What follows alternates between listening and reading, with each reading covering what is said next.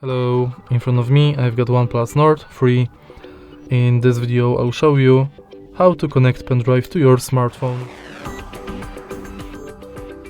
In the beginning, make sure that your pendrive has a USB-C stick and then simply plug it to charging port. Now go to settings and search for OTG. Enable this function and then go to My Files app.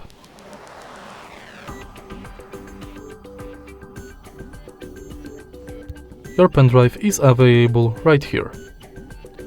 If you find this video helpful, please leave a like, comment and subscribe.